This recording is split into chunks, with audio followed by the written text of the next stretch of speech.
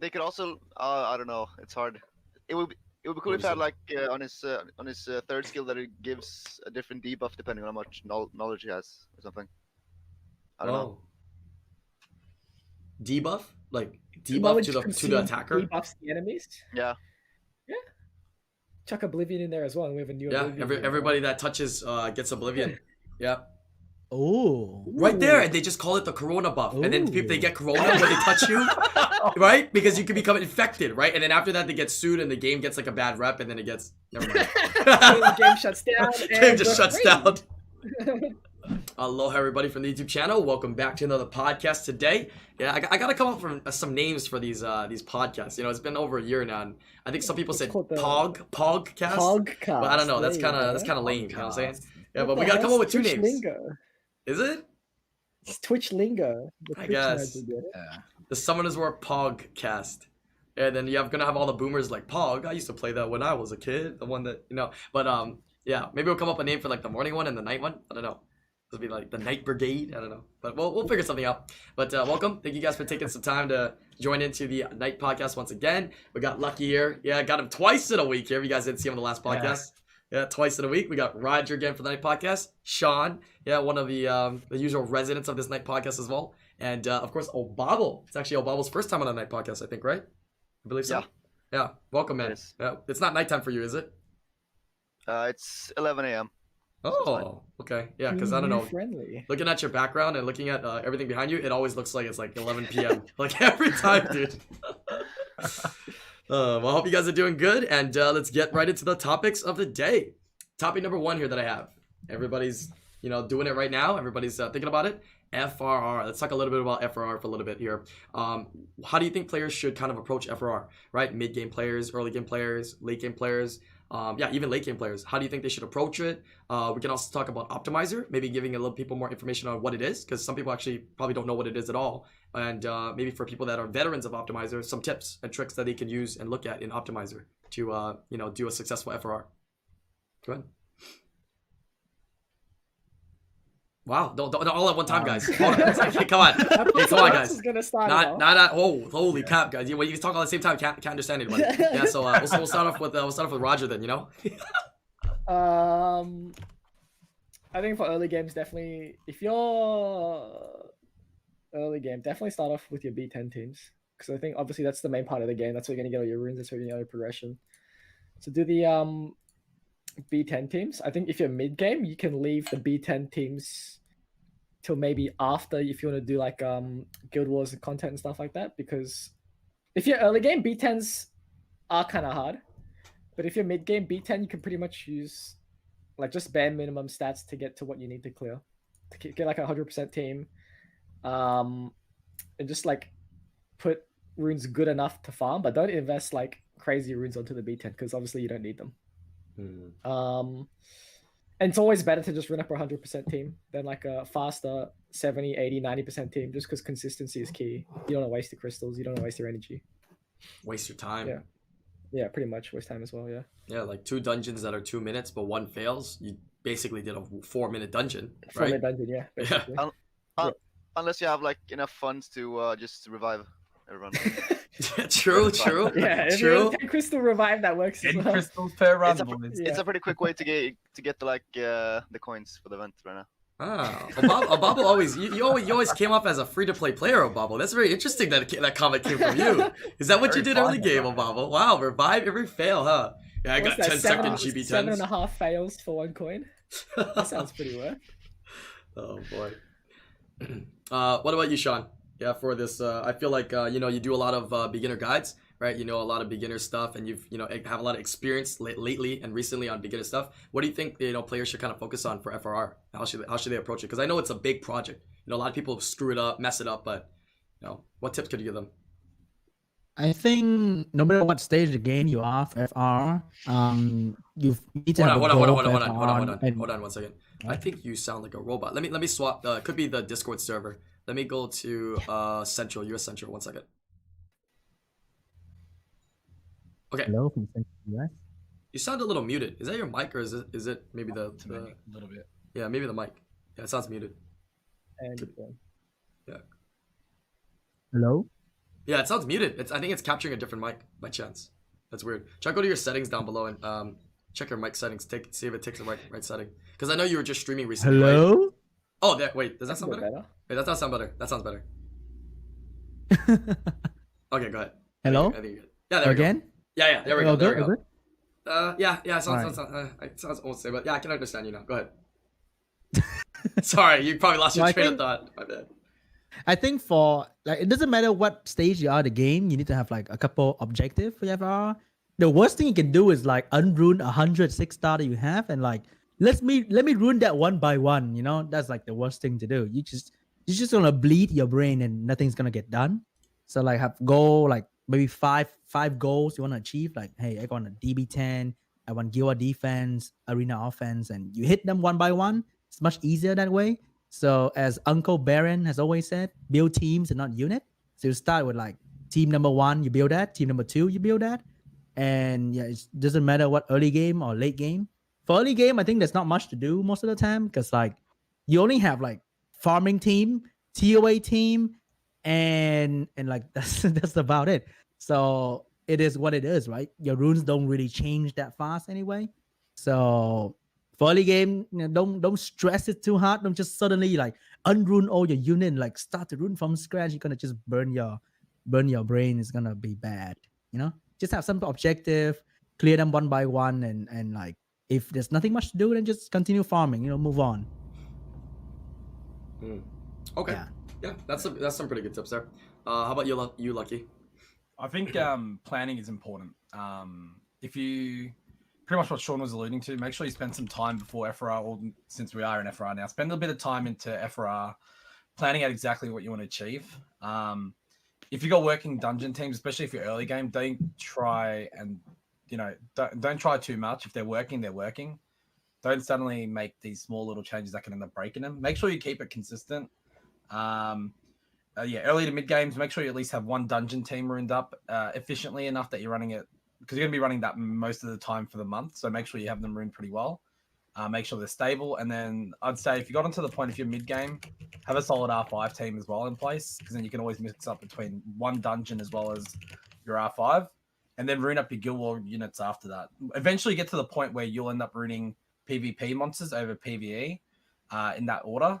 But I think early game, you want to start at PvE focus first and do PvP afterwards. Just because you should be able to use your PvE units to fill in for some of the PvP content that you're doing. I wouldn't do it the other way around. You don't want to break your dungeons to make your other content better, because your dungeons is what's going to help you grow your account moving forward anyway. So definitely build your base first and then work moving forward. If you're an early game player, I think from my perspective, I don't know what you guys think, but I think if you're early game to mid game, I'd probably stick away from Optimizer. So Optimizer is an application that you guys can get where it would use an exporting tool to help you get your essentially your game data file, so your monsters and your runes, into a program that'll help you manage or help you allocate runes to monsters. I would not recommend that until you're at least mid game, because I think you need to understand how runes work, how you allocate runes to monsters first. And you don't really need to if you're only ruining like 10 monsters early game anyway. So until you're about mid game where you're ruining maybe 30 monsters, or maybe about 30 or more, maybe using an optimizer is probably a bit better there if we're alluding to an optimizer in the process. Yeah. Okay. Yeah. Really nice. Just a quick thing. If you guys don't know what Optimizer is, it's an outside program made by a member of the community. Alejandro, his name is Alejandro, whatever his name is. He created that program so that people could extract their Summoners War game data and put it into it. And it seems like Summoners War or CompTOS' stance on it is that they're okay with it because it's not manipulating or changing any of the current data that's in the game. So they're okay with it. But like Lucky said, definitely understanding runes is very important. So if you don't really understand that yet, you might get confused and overwhelmed by trying to use something like an optimizer, right? How about you, Obabo? Maybe a little bit on some of the end game players, right? So for some of the mid and late game players, and even yourself, how do you tackle FR? Do you do it every month, and kind of what do you do every single month for it? So lately, since like we have the permanent RTFR, I haven't been caring that much about it. But if I want to do like a siege overhaul, which I do maybe like 2 times a year, then I rerun a bunch of stuff for siege. That's basically it. But I also think it's important to not like get overwhelmed with FRR, because in the end it's not even that big of a deal. Like, you only get that many upgrades in a month. You don't have to like change your whole account just because you want to change it. Mhm. Okay, I agree. So, do you guys think overall that, rune removal or FR became a little bit more lax for a lot of the mid and late game players just for the fact that we can move runes anytime now in the other rune management, like 24/7? That's Like it's better, pretty right? much all you 100. used.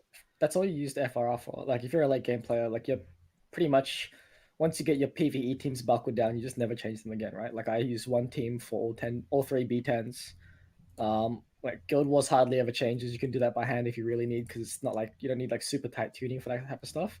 So pretty much FRR for us used to just be only for RTA units, but now it's you can do it whenever for free whenever. Like I don't really find myself doing FRR at all. Actually, sorry.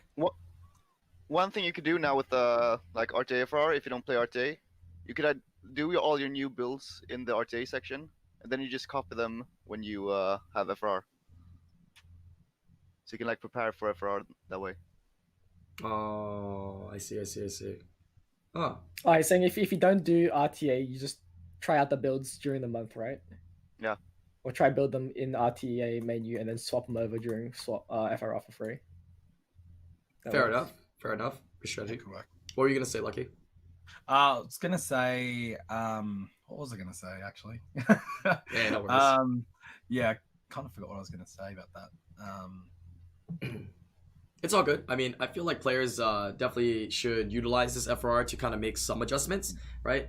Don't make huge changes. And I feel like a lot, especially for the mid and late game players, they always feel like you're making your. For me at least, after like you make your PvE teams, you kind of like slowly take away some of the good runes and put it to PvP units. You know what I mean? Over time, and just keep those running, right? So that if you're in that transitioning stage, I think it's important, like I said, to not be overwhelmed, not try to change everything at one time because you could screw up the whole account, and that would just. There's been so many people that do FRR and they just like destroy their whole account. Like some of the dungeons are all messed up now, as well as their PvP units are all messed up as well. So focus on one thing at a time, right? To take baby steps. Like, hey, I want to try out this new Guild War defense team or Guild War offense teams this month. I'll focus these couple. Or hey, I'm a little bit early mid game and I want to get into BJ5s. I'm gonna focus on my resources and try to make this BJ5 team because I'm gonna farm it really hard this coming month. So really kind of focus and think what you're gonna do. And if you get it done, then hey, you can go, hey, how much time do I have left? Maybe I'll try a different section of the game now. So that's usually the best plan of attack. I have definitely made the mistake of taking off runes and messing up my whole account before in the past. Yep. I think with the recent change, well, I can't really call it recent anymore, but with the changes to RTA, I think mid to end game players now have a lot more. I don't know if you guys are finding the same thing as me, but I'm getting a lot of mana just sitting there. Yeah. My account went from like I was lucky to hold 20 mil at one time. I'm at almost 120 mil. So like changing runes around in the normal setup now isn't as painful as it once used to be. Because like if you used to move runes around here and there to sort out things for RTA, that used to make a big difference during the month rather than just waiting for FRR. You'd feel that in your mana loss, but now you just end up sitting on a lot of mana, I find. So like changing runes around in mid-month for mid to end game players, you can do it whenever you want now pretty much. It doesn't actually impact your mana as much. Well, that's what I found personally. So Okay. Another question I got is kind of related to the optimizer. Is some people have been having issues exporting? Do you guys have the details on some of those, or have you had people ask you similar questions? There've been some issues lately with trying to export. I have had one issue, but I'm on iOS, but it worked out pretty fine. Honestly, if you go to his Discord, I think he has a Discord link on Reddit and on his website, but he pretty much replies instantly if you need help. So like, I had a couple issues once, and I just ask in the Discord general chat, and then he'll get back to you really quickly, and it's generally pretty easy to fix. Yeah, there's a few problems that people can have with it, but the common issues are people forget that there's now a certificate in place, and that's been in place since they brought out the new encryption. There's a guide on Reddit on how to do it step by step. If you follow that guide, if you fail at that point because you've already done a certificate before, there is another whole issue that you face where you need to completely remove that certificate and go through a whole process of recreating a new one. But it's really hard to explain. There is a step-by-step guide. Make sure you follow that, and then it'll help you out. Like, that's what I did. I hit those walls myself twice And I used those guides, and they were very clear. You should be able to do it. There's no reason why you shouldn't be able to follow those guides. I wouldn't do it on Android because I feel like you need a very old Android version to be able to get the file. There are suggestions to use emulators, but I wouldn't recommend going down that path. Me personally, I'm not a fan of using emulators when it comes to Summoners War. But if you're on iOS, I would recommend if you're going to use Optimizer, make sure you're using an iOS device. True. Yeah, or of course, like some people saying in chat, if you know somebody already using an exporter, just ask them to export your data and give it to you, right? That's always super simple too, really fast. And I don't know, maybe somebody in your guild, but definitely somebody you trust, right? Obviously. You know what's interesting on that topic is, it's a certificate, like you said, it kind of messed up everything for, exporting data. And at one point we had that discussion and we had kind of that little bit of talks in the community where everyone was like, oh, Summoners War come to us, they're trying to get rid of Optimizer and whatnot. They don't like it, right? Because they're against it. They're putting this so it blocks it. But it actually turns out that what do you guys think? I think that ComToUs actually doesn't really mind it and they want to support it in some way. Likes it. So they don't have to implement it into their own game. Because if they block swap and Swex completely, I'm pretty sure people would be like, oh, what do we use now? And then start pushing ComToUs to start producing something similar to this, maybe in the game or something, right? But now they could just like shoot it off to Xandro and just say, hey, look, if you can get swap working for everyone, then that's just one less thing we have to worry about, right? So it's problems for him, not really for the company. I don't know. Yeah, I wonder if they can try to collaborate with him a little bit more. That would be kind of cool, because he does a lot of work and he puts a lot of work into this and in creating this for everybody in the community. And I'd like to see it come to us, hopefully, if they hear us, to potentially work with them, so make it a little bit more compatible, And I don't see any cons to it at all, right? Maybe even support him a little bit in some way, right? I don't know, give him some packs to give away, right? Or maybe even give him some packs just to because he spent the time doing it. Just because he works for it, yeah. Right, yeah. That'd be super cool. But all right, good topic on FRR and Optimizer there. A little bit of discussions on that. Maybe in the future, we'll talk a little bit more about Optimizer, give you guys some more details, right? Give you guys some more tips and tricks, and potentially using the Optimizer. All right, moving on to topic number 2 here. Topic number two today is about the arena changes. So they've done some changes in the past where they've made it so, revenging and whatnot has changed. The amount of point and gain and loss for multiple battles have changed. They just have changed the leagues for arena. We get now glory points, which we suggested in the podcast before to happen so people can get their glory points a little bit faster. Is there anything else that we can kind of suggest to them to maybe get a arena overhaul? Because maybe we want to actually see this become a semi-relevant content again. It doesn't have to be a main thing, a big thing, something crazy, but become a little bit more relevant. Can we make any other suggestions to it? Yeah, to revamp the system. By the way, yeah, hate that arena thing. Absolutely hate it. I created a new account recently for fun. The arena thing that they have leagues for people. Yeah. So I created a new account for fun. I mean, the lowest league of league, right? And there's like one farming defense every 10. There used to be like no defense, right? But there's now because everyone trying to get that rank 1 for the 300 glory. So everybody is putting the 6-star stuff in the defense, even in the lowest of the lowest league, right? So nobody farming arena anymore. So it's like for the low rank fighter 1 player, that sucks because that's how you get glory point for early game towers. Now you can't. Right. That's gosh. That's actually an interesting topic. The thing is, isn't your league based on your previous week's finish?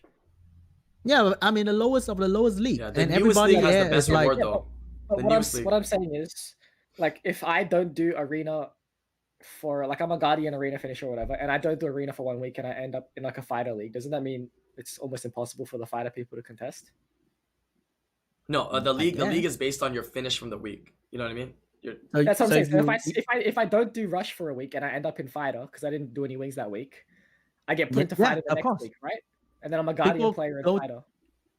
Basically. Yeah, a lot of people go to my stream be like, oh, I'm like in fighter league, but the guy in my league, like the rank 1 guy, is like G3, dude. Like, what the hell do I do now? So yeah, and then he can just like chillax the next week, drop down again, and like, yo, what's up, my fighter friend? I'm here again. I mean, I would still say that's pretty similar to how it was before, because like G3 players were still in fighter even before the updates. Yeah, but now the fighter don't want to farm anymore, so nobody farming down there, so it's kind of suck. It's supposed to be like the farmland for the noobs, right? Now nobody farming, so it's like even worse. The people you get in your list, It doesn't matter if you're in a league or not, right?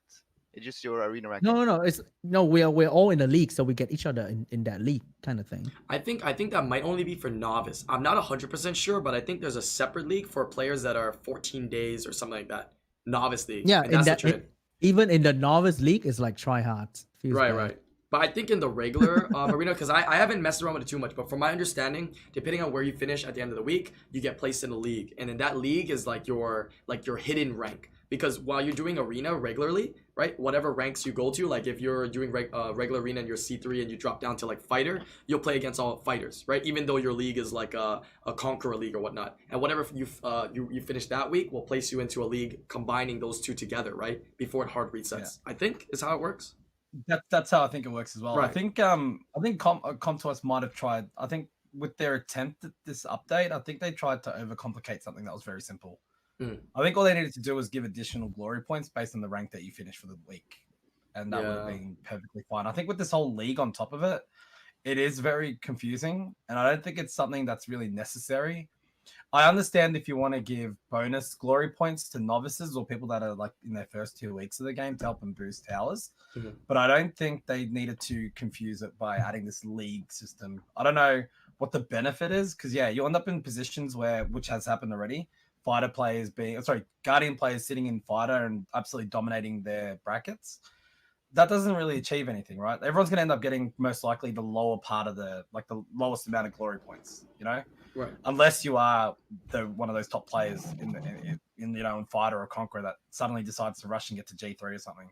So I think they could have kept it very simple and just added extra glory points based on whatever rank you finished, and I think that might have been an easier implementation. But yeah, I wonder if they're gonna if we can suggest it to them to revert it, because I think, like you said, simple, whatever rank you finish end of the week, you get a reward. That's it, right? And when I don't think do you feel we should ask for more points? I think the starting amount that they're giving, even though it's like 50 to like the max is like 100 or 150, I think it's more than enough.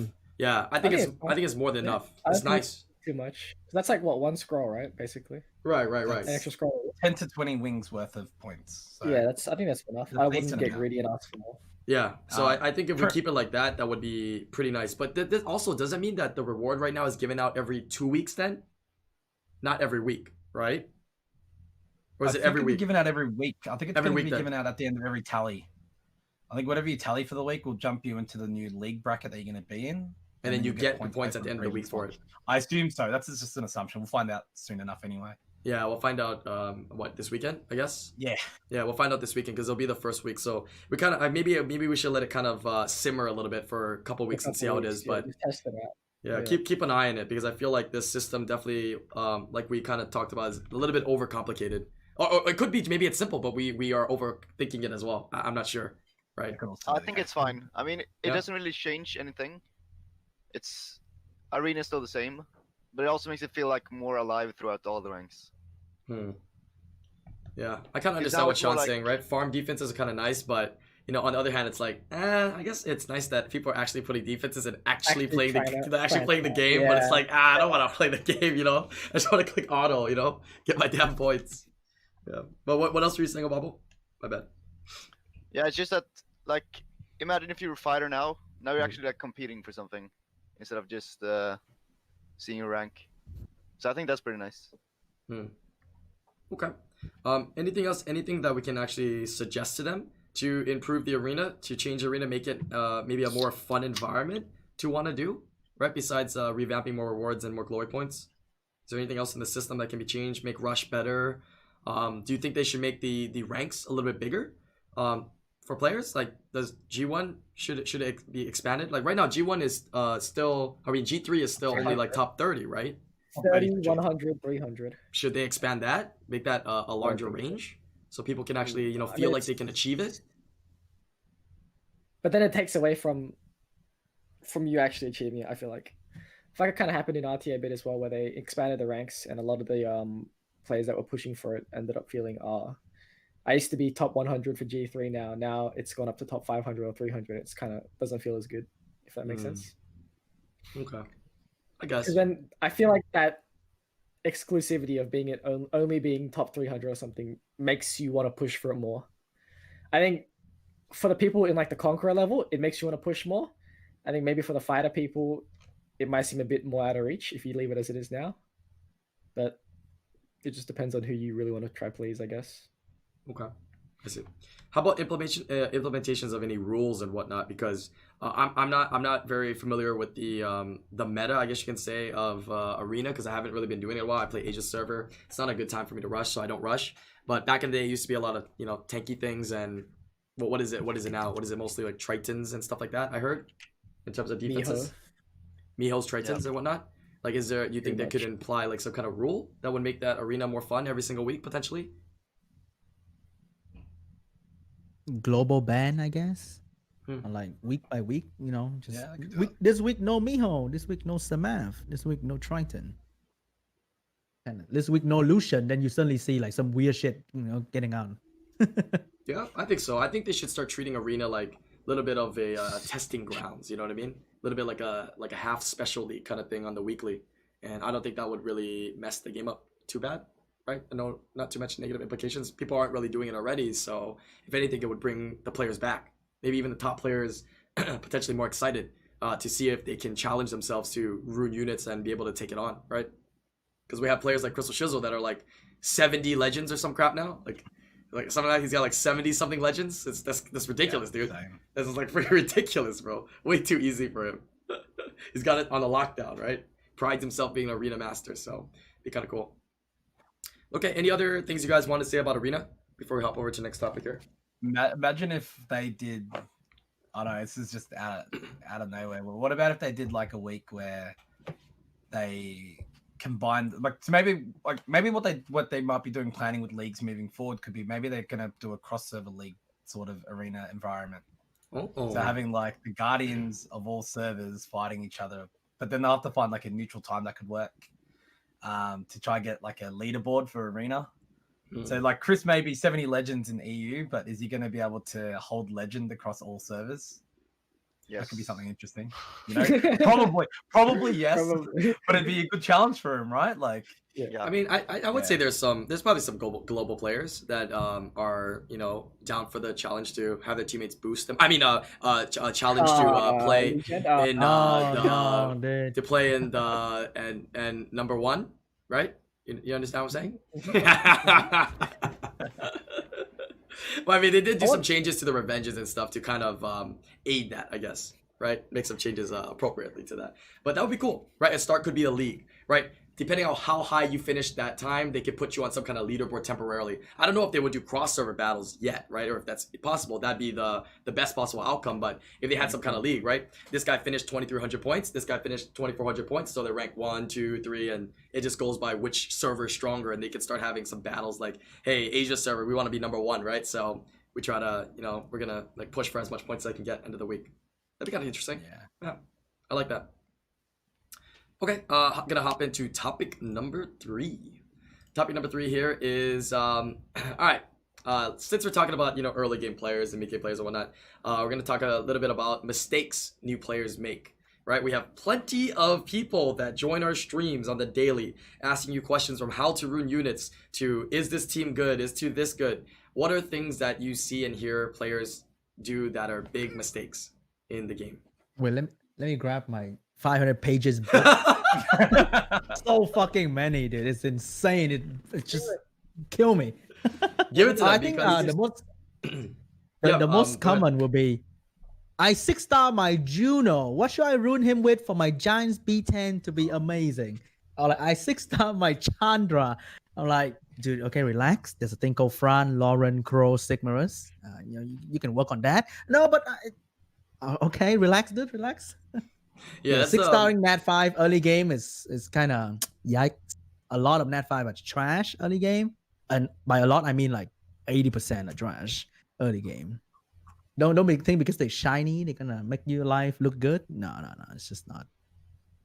That's true. Actually, like if you were to play a new game, and let's say you played a random game, and you summon a shiny 5-star, you would probably build it first too, right? So I think that is a big mistake. Yeah, and it's always a mistake. It's always a mistake. True. And the reason why I wanted to bring up this topic to kind of talk about it is because I think we're going to get a lot of new players coming into the game soon because of the events, right? Anytime they do these anniversary events, They're advertising it. I've seen them doing a lot of ads with other YouTube channels and whatnot. Some big ones. So there's gonna be a lot of new players in the game. So by giving these suggestions to them and kind of correcting some of the mistakes, maybe you can help them to avoid losing interest in the game, as well as losing progression in the game as well. So not 6-starring the Nat 5 instantly, right? Just because it's a Nat 5. I think that's a really good one. Any other things? There's still a lot of very old guides out there. Guides that suggest to build like the Vero, Bella, Shannon, Gary, and GB10 thing. Don't watch those. Don't watch videos that are more than. I would recommend watching any guides that are more than like 6 months old. There should be some new ones out there. I know Sean's got one out there. Sean B got beginner series, very updated. Make sure you check it out. Just yesterday, there's a new one. But definitely don't check out the old ones more than probably 6 to 12 months. For example, the dungeons were changed. Everyone should be aware of those now, from 5 stages to 4. So that meta's completely changed. There's a whole different approach to it. So so don't watch outdated guides. I know I've had people come in and go, "Oh, I've built a Veramos," and I'm like, "Why? There's some people. Why have you used a Veramos? You don't need to do that anymore." I've had some people that have emailed me and messaged me, and they're like, "Oh, I saw this guide. Yeah, do you know him? His name's Shredded Puzzle. I saw this double Tark," and I was like, wait. All right, I love Shredded. You don't really play the game anymore, but that's not the guide that's gonna work. Yeah, so I do agree. If you guys are playing the game, make sure you're not looking up guides that are too old. That's 100% true. Yeah, the game mechanics and the dungeons have changed a lot. Yeah, a lot. I would say it's a lot easier now, actually, than some of those guys make it. My boy Zaggy in chat, he said he's been playing for a month. He's already cleared all of TOA, all the B10s. He's like further into the game in 1 month than I was in 3 years. How big your wallet? Huh? How big your wallet? How you do that? I don't think he's spent much either. This guy's crazy, dude. I did TOA normal in 15 days, like I think last year, June. I thought I was fucking chat, I was like, God. Today, dude, it's 9 days TOA normal is like normal. Okay, that's not even fast. Standard. If anything less than you're trolling, right? And you know why? They watch Sean B YouTube beginner guide, dude. Oh, no way. PogChamp. But you did those. You did the guide recently, right? You did a couple guides on beginners. So beginner guides, which were really good. Because there's a lot of like resources and units nowadays that are super easy to use and super easy to build. Sure. There's just so many units that help carry early game now. It's ridiculous. So I picked up my brother's account. Barely could do GB10 within a week. And at that point in time, it could barely finish TOA normal. It couldn't do the female rotation. It could only do the male rotation. I managed to, within a week, get those key units. The Fran, the Lauren, the Crow. Managed to get all those units. And I was able to do TOA normal and TOA hard within a week of picking up his account. So it's ridiculous how easy they made early game. Absolutely insane. Like, I mean, it was easy. I autoed most of it as well. Like, it was ridiculous how easy it was. That's so crazy. Now, obviously, this is like on the extreme end, right? Because I will say, everybody here, you guys got the knowledge in the game. That's a big difference from a player that may never played a mobile game or may have played mobile games but not summoners were, right? But even with the knowledge, I mean, looking at how fast that is, even a person that doesn't have knowledge of mobile games, I mean, it's going to still be relatively shorter, right, than what it used to be back in the day. Like, how long did it take somebody to do TOA? Like, back in the day, TOA was like, God damn, you could do that? Shit, I'm stuck on stage like 60, you know? You spend like 3 months, your first 3 months, just building your units towards it. Like, you get into Giants, you'd be like, all right, 3 more months, and I'll finish off TOA for the first time. Exactly. Now it's like, you don't do it in your first week, you're like, I'm behind in progression. That's crazy, dude. How about you, Obabo? What are some of the mistakes maybe you have made, or some mistakes that you suggest for early game players that you see to not make in the game? I would say one of the biggest mistakes is like demoning your rock and then feeding it to your Huahi that you then feed like 2 weeks after to your Kasoon. I bet that's one of the biggest mistakes. That's pretty specific there. Players make. Awfully specific. This is awfully specific there, my friend. Maybe. Anyone here Devilmon the Rena, dude? Rena was pop. No, I'm not that dumb. No? I'm not that dumb, dude. Dude, Rena was pop, dude. Dude, Rena solo everything. It's insane. I've never Devilmon a 4-star in my life. Not a single one. My whole life. I've never fed a Really? Nat 5. Yeah, I've never fed a Nat 5 to another Nat 5 either for skill ups. Ever. Never done either of those two. Wow. Yeah. Good play. Yeah. So definitely have never done a 3-star, my friend. I've never done a 3-star. Yeah. But there are certain 4-stars I think early game players can Devilmon. Do you think those are actual mistakes? Like, because a lot of people always ask, hey, do I Devilmon a Lucian or a Galleon and whatnot? I always suggest them. It's not the most efficient thing to do, but I can see how it gives you progression. You know what I mean? You may never get an Nat 5 for a while, so it might be valuable. It might not. What is your guys' opinions on that? I Devilmon my first Galleon to get the 3rd skill max, and I don't regret it. It helped me progress. It helped me get through my dungeons quicker. Okay. It was a cost that I was willing to take up front, and it helped me progress. So I wasn't, too disheartened by 3 or 4 Devilmon, 5 Devilmon, whatever it was at that point in time. Okay. That's a good one. I Devilmon Lucian, 100% worth. Did you get lucky or unlucky? You get lucky or unlucky though? Super unlucky, but it doesn't matter. I was sitting there of either one-shotting the wave or not. And I'm not going to get the next rune that's going to just magically make that happen. And nothing's going to magically make that happen except for get that extra 10%. Yeah. So it's either I skill up my Daphnis that I'm not going to touch for the next 6 months, or I make my Lucian being able to one-shot that wave. True. So I can go with the Lucian. Or like I can suck it and never one-shotting the wave. True. Yeah, so I guess it's a little bit of leeway on how much you spend as well, right? That'll definitely play a factor in how efficient and inefficient and upfront costs you want to spend and give away. True. I mean, if you don't spend, then you don't get a lot of chance of summons, so you get even less Nat 5. So if you don't have any Nat 5, then there's no point hogging on the Devilmon. Like, it's not gonna magically turn into anything, right? Right. I agree. Okay, but do you recommend the Sigmaris? Because a lot of people are building Sigmaris now first, right? Is that the first Devilmon then, necessarily? Or is it actually to Lucian or to Galleon or something like that? From Oh, I max skill Sigmaris worth so much damage, so much control with skill 1 and skill 2. And even skill 3 cooldown reduction. Worth. Of course, if you don't have like any other Nat 5, that's really, really good early game. Okay. Any other mistakes? Any other mistakes that we can pinpoint? I think we covered some. I think one of the really big ones is people look at streamers, look at YouTube videos, and they have really high standards for their runes. I think if you're starting off, you just gotta take what you can take, honestly. Like 6-star blue runes, I'll even keep some of them if it's like max roll speed, right? I don't have Swift runes or whatever. I think you should be really quite flexible with your runes when you start, just to get a good baseline. Once you're deeper into the game where you obviously know some runes are just not usable, then that's when you can start selling. But I know a lot of people like look at streamers and stuff. Like I know like Josh and Jeff sold like 20 speed Vio runes the other day on stream, and like you shouldn't get grinded, right? Grinded. It's gotta be grinded. 20 speed grinded. Base. Right. 20 base. 20 base? 20 base. Yeah, Jeff sold a couple, and it's like where the fuck is selling 20 bases? Yeah, like don't get your standards that high. Like these guys, like a lot of players are really end game. You will be using the majority of the runes that they think are garbage. So just go easy on your rune requirements set for yourself. Yeah. I didn't know that J-Mech and Jeff were new players. Wait, what the fuck is 20 base? Wait, what? I mean, I'm assuming like there's other stuff that's. But yeah, does he maybe 20 base and then 4% resist and then 5% accuracy. Yeah, maybe other stats that are dead. Okay. When it comes to looking at runes, you gotta also make sure that you're using each rune you get as a stepping stone. Like when you first break into Giants, your base drop in GB10 is gonna be 5-star blues. Some of your monsters still may not be at 5-star blue level, right? So some of those can be instant upgrades. Use those as a stepping stone, but you don't have to go ahead and plus 15 each rune.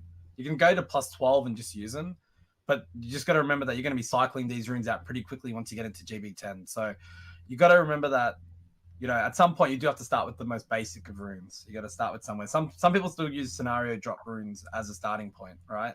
So you got to start somewhere, but eventually you will start cycling them out once you get into Giants B10 or Dragons B10, like the final dungeons that you want to focus farming. You can't just look at endgame players. Don't just look at streamers and go, oh, they're selling blue stars, like 6-star blues, as Roger was alluding to before. So I'm going to do the same, even though you don't have many of them already on your account. So that's one thing. The other thing that was mentioned in chat, actually, that we didn't talk about is premium packs. Getting to 750 crystals and going, okay, I'm buying a premium pack today. Boom, 0 crystals, 25 refills. Do you reckon that's a bad thing for early game players to do? What do you reckon? Oh my God, that's so bad. Yeah. Yeah, it Don't do depends if you want to play the game really casually and you're here for technically it is Summoner's War. If you're just here for the summons, then obviously you can do that. But if you are looking to progress in the game, definitely use your crystals and refills instead. If you really have like an itch to summon Shop Refresh, you'll get more than 11 mysticals from Shop Refresh from 750. You don't have the mana premium, though. That's the only thing. Yeah, like you probably don't have the mana to summon anyway. Yeah. We'll be patient and wait for TOA. So I think premium packs Sell is your the worst you can do. Sell That's your all runes. your runes. Sell all your runes. I think one speaking of shop refresh, one trick that new player don't really know is shop refresh actually quite OP for early game player because you can buy runes from there when you unlock everything. And when I do my new account, I have like one broken nemesis or one broken endure rune here and there that had like 18 speed because it was a blue rune with like 6 speed and then 5% HP. You buy that for sure, and then you put that on your support. So that will be your stepping stone that Lucky mentioned. But nobody really mentioned. Like pay attention to the magic shop, and like kind of refresh it every hour efficiently to get a chance at a rune that might be usable for your first rune set on your unit. It doesn't need to be any set because when you recommend a unit to be on Swift Energy, Swift Focus, blah blah, no, you new player kind of stick to that idea that I need to get Swift Energy, but you can just have like 6 random ass rune with like 10 speed each, and you're good to go. You're fine. You don't have to go like Swift Energy per se. And I even spend a little bit of crystal once in a while to do shop refresh in early game because sitting there doing famous is kind of just killing my brain a little bit. So a bit more exciting thing to do is like shop refresh. Right? You might get a rune, you might get like 3 to 5 mystical scroll to press for fun, and it doesn't cost you that much, like maybe 100 crystals, and it's much more exciting than like bam 700 crystal gone. Like you get 11 fodder. It's kind of sad too. But I see people do 11 and they get nat 5, Sean. I see this IslandGrown channel, first click, first nat 5. Oh my god. Oh my gosh, I want the dream, man. I see people do it. You're lying, bro. Who are you to tell me how to live my life, Sean? Next day, hey dude, how do I do Giants B10 again? I don't know, dude. Live your life, man. All right, some good things we brought up here. So hopefully you guys can take those in. I know we're making fun of some of these things, but it plays a big role in your progression in the game. Everything counts. Everything's important. Yeah, one thing I'll add is when you log in every day, make sure you're doing all your dailies. Right? It sounds simple, but your dailies and your events. If you just follow those, you're gonna have a lot of resources. Yeah, and it's gonna guarantee your progression if you're serious about moving forward in the game. All right, moving on to topic. Oh, go ahead. Yep. I don't think it's less of a mistake and more of like a thing that people probably might not do. If you're starting off in the game, try get your Rift Beast team to at least A+, because you want to be doing the 3 reaps a week. Reaps is probably one of the most valuable resource in the game. And if you can, like even an A+ or A, it's fine. I think it might cost a bit more crystals, might be a little bit more inefficient, but you do want to be getting the 3 reaps a week, and you do want to be saving those and using those properly as well.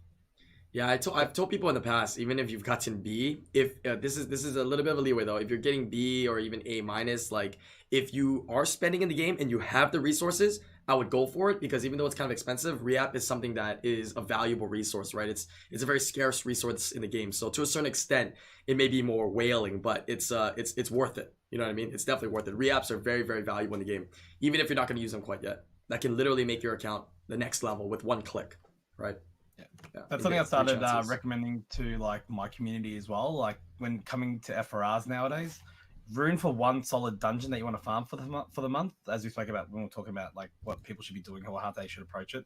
Mm-hmm. Build one solid dungeon team, build one solid build your R5 team, and then build one solid Rift Beast team the best you can, so you can try push for S if possible, so you can farm those reaps more efficiently, because I think there's a big difference between getting A's and S's when it comes to getting those pure magic crystals, the white ones. The hard ones. And there's a lot more cost involved to be able to get those, to be able to get the re-ups. So if you can push an S score, it's going to be able to help you a lot more getting those re-ups every week. Because I think, start saving re-ups. If you can farm at least one dungeon a week, like for the month, getting your re-ups every week will make a big difference. That's 12 extra that you get to use for free. So within a month of farming. Yeah, and on top of that, of course, maybe you've never heard before, do not waste your reaps on non-6-star legendary runes. It has to be 6-star legendary. And if you just want a general rule of thumb for beginners, 6-star legendaries with an innate violent. Yeah, if you want to be super specific, sure. And then if you have questions, come to a person's stream and ask if you should re-app or not, right? But stick to that guideline, yeah, before you do any re-apps, because you don't want to use those. I mean, you don't want to waste them. It's a very, very valuable resource for sure. So just burn it on 6-star purples, or even just regular 6-star legends that are like energy or guard runes. Yeah, be very, very frugal with those. If you think about it, a re-app is basically another free legend rune on a slot that you get to choose with a stat you get to choose, because it's pretty much just re-rolling the stats for you. Like, I'm assuming like if you're newer to the game, the stats on the rune that you want to re-app is probably garbage, so it's not usable. So you're pretty much getting another free legend 6-star rune on the slot you want or like a main stat that you want. So yeah, just hold on to those or use them properly. You will notice that a lot of streamers and a lot of people that have been playing a while very like value re-apps, because back in the day, before re-apps, every legend rune that you got that did not hit good was sold. Violent with innate, it was just sold. It was actually just sold. If only we were told before, right? But they were all sold. So like Roger said, it's like getting if you have an HP percent with innate violent rune, a re-app is basically like you just farmed another one of those. You just farmed another one of those. You just farmed another one of those. You know, basically, and that's like so valuable, insanely valuable. I can't tell you how many legendary violent runes I threw in the past that, I mean, everybody just throwing them away, right? Because they just didn't hit good. Who the hell knew what re-apps were until they came out? Ductility stones. Ductile stones were they? Yeah, that's what they were called. Right? And then they realized it sounds stupid, so we're calling it reappraisals. I don't know. How many of you guys made the mistake of using ductile stones on purples when they first came out? Because I was before they showed you what grade. I used one on a violent slot 6 HP percent. Okay, I'll put my hand up. I used one on a purple. This is before they showed you the grade, right? Yeah, before they showed you the grade. Like council rolls and hope it wasn't like a min roll or something. Yeah, it's happened a couple times to me. Yeah, it's happened a couple times, and it feels really bad. It feels really, really bad. It does. Yeah. All right, moving on to topic number 4. Oh, go ahead. Sorry. Shit, I'm sorry. Just endless mistake. Yeah, no, let's talk about this. This is good. I like this a lot. Like feed away Netfall a lot because they read on Reddit. They'd be like, "Oh, this unit is a meme. It's so trash. Just feed it away." And then they don't know that, you know, Netfall can be used as skill up or like it may get buff to like god tier, which has happened before. So people feed away. Like people even tell me like proudly, you know, like hit their chest. Can I feed Christina away for ancient crystal? I feel good, you know. And they don't know that maybe next week she's gonna be amazing. And I'm like, damn. Feels bad, dude. Because like read Reddit, like, oh, this unit is such a meme, dude. Who uses this girl? Or something like that. Yeah, I keep one of everything. So, yeah. Everybody should keep one of everything. LDs. One of everything. You should say LDs. Yeah, don't forget LDs. Yeah, especially LD3s. You want one of everything, and even LD4s, I keep one of everything. Because you never know when something's gonna be good, right? Or a change. Think about Lynn, for example, right? Lynn, a lot of people fed the light Amazon away, and then she got buffed and became a dungeon goddess, right? Everyone started wanting her again. Nat 4s, like keep at least one of each elemental Nat 4, because you never know. And at the same time, if you have any extras, you can feed them away to the counterpart that is currently. There's at least one good counterpart for pretty much every family, so you can feed it to one of those. Nat 5s, do not feed them unless they are dupes, because you never know until they get the Daphnis treatment. Because, you know, Christina's going to get the Daphnis treatment one day, and there's going to be a lot of people scratching their head at it. Yeah. Wouldn't recommend it. Lydia, you know, she become Lydia. Trust. Lydia, she gonna be like Lydia? The elemental Lydia? I mean, yeah, if they make it like Lydia, it's Lydia still better because it's dark, technically, honestly. Yeah. But I don't know if they'll do that. But yeah, something similar that would be kind of cool, because it seems like they're kind of making her a second turn unit. But yeah, since we're talking about units buffing and nerfing, that transitions perfectly in topic number 4. Yeah, buffs and nerfs. Let's get a little bit more to the nitty gritty onto some of the units we want to see buffed and nerfed. Maybe, right? I'm trying not to expect it too much, because I feel like when you least expecting things happen. So I'm not trying to expect the balance patch too much, but I think it might be possible that we will see one soon, right? Sometimes during this next season. So what do we want change? What do we want buff and nerf? Christina, all these units, and what are the suggestions for them? What about Han and Wol Young? I mean, they're excited to hear that. No? You got two people in the podcast. Wait a second. I mean, we've already talked about Han before, We so have. we don't We really have, have yeah. to go over it again. If it happens, it happens. Yeah, we What covered about some Wall good Young? things for it too. Yeah. I like Wall Young speed lead. I didn't realize it was 28 the other day. Yeah. She's 28 arena. Is it arena or is it global? Arena. Arena. Arena.